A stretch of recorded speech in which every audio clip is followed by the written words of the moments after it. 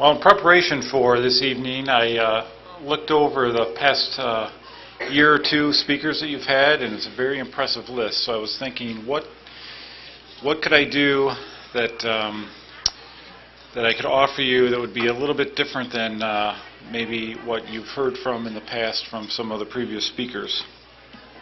I think my experience has been unique in that I've worked for organizations that are mid-sized organizations and also nonprofits. When I was your age, looking out, trying to determine what I was going to do for the rest of my life, I just assumed I'd be working, at a large auditing firm. I'd be working at a bank, be working with a financial services institution of some sort, and I just kind of went out and expected that those large organizations were going to, track me down, and that's where all the internship programs were, and that was the place to get started, and that's what I'd be doing. And I actually did that for a couple of years in Buffalo. I worked at a bank, and a couple of years later, that bank got bought out, and I did not know, exactly what I was going to do at that point.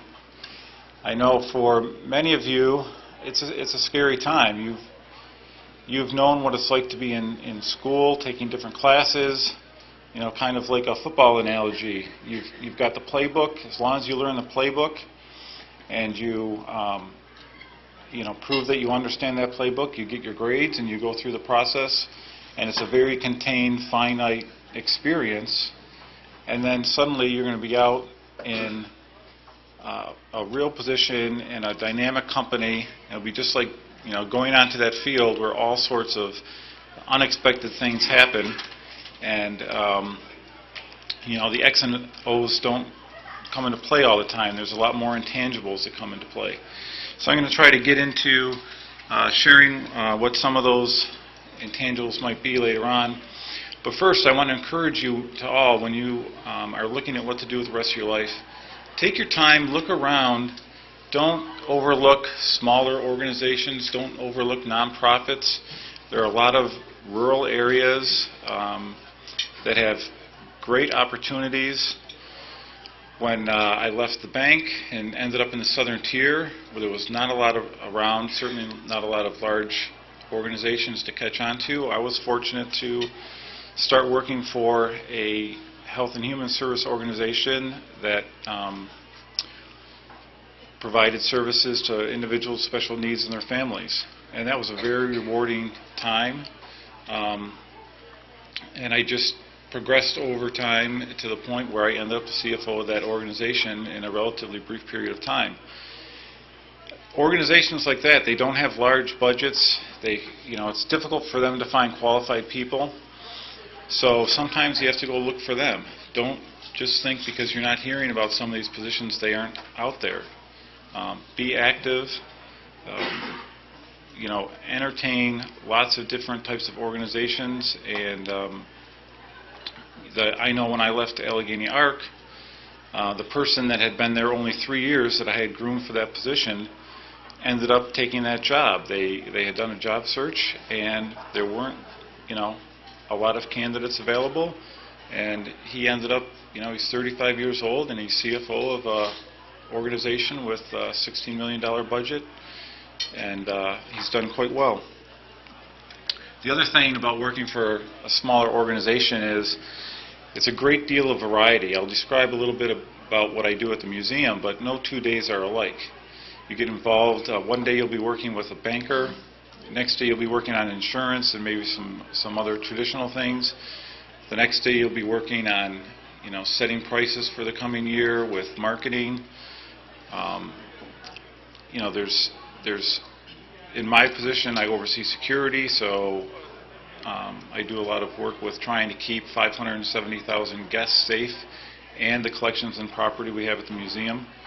So there's a lot more variety you're going to find in a smaller organization than some of the traditional jobs you might expect to see out there. You also have a lot of influence.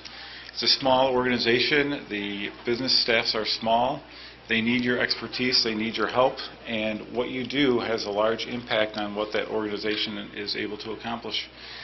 They're large enough organizations where they are complex, but they're small enough where you can see the whole organization at one time. You make a change here, you can see what the result of it's going to be over there. Decisions get turned around and made quickly. You can make improvements to the financial health of the organization very quickly. It's very rewarding in that respect as well. It's also a much more flexible arrangement. You know, I've been living in the same community for 20 years, which I value. I have friends that have worked with different types of organizations, and they've been moved 3 times in the last 5 years. So there's a lot of advantages to working with a mid-sized organization, and don't ignore those kind of positions when you start your job search. The Straw National Museum of Play, I've been there about 3 years now. That's a wonderful place, and every day there is truly unique. I thought in my other position that each day was truly unique, but I want to give an example of what I mean by that. About 10 years ago, we brought in the National Toy Hall of Fame from a small city in Utah and set it up on our 2nd floor.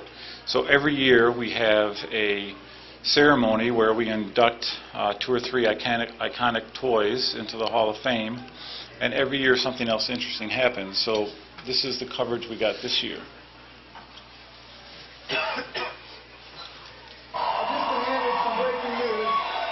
I've just been added some breaking news of particular interest to some of our younger viewers. So we're going to take a look at our new kid-friendly segment. Jon Stewart looks at children.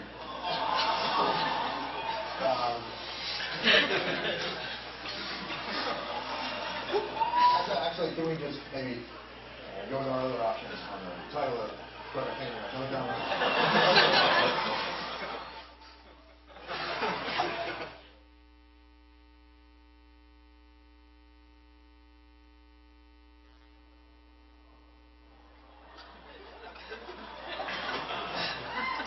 Listen up, kids. The National Toy Hall of Fame in Rochester, New York, recently inducted its latest class in their 11th annual ceremony. The Hall celebrates our most beloved toys, like the Easy Bake Oven.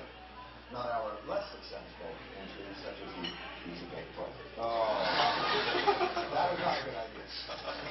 This year there were 3 inductees: the Big Wheel, and because of worthy honoree, the Game Boy, which has done so much to advance both the image of cartoonish Italian Americans and not talking to the parents at dinner. But it was the 3rd nominee that raised eyebrows.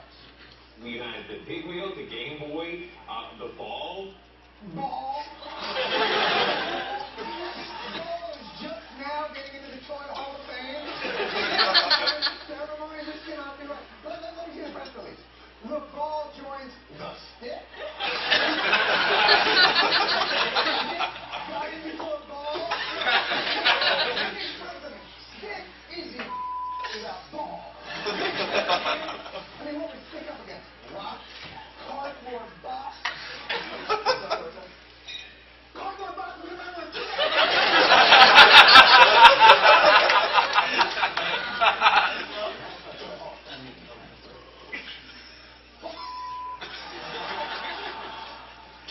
To induct ball, get your head out of your ass. This is why people don't take the National Toy Hall of Fame seriously. That would be like having a heat source Hall of Fame and putting fire in 10 years after this.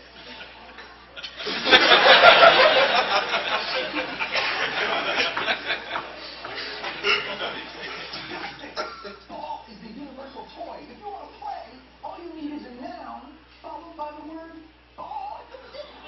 Baseball, football, stick, ball, 8-ball, beer. What are you guys doing over there, Rochester? Get your heads out of your garbage plates and package. If I find out next year that you put in bubble wrap before Rubik's Cube, I'm grabbing Jeffrey Giraffe, FAO, Schwartz, and and 3 of Santa's roughest elves, and we're getting a f***ing train, and we're coming up there and gonna beat your balls with a stick.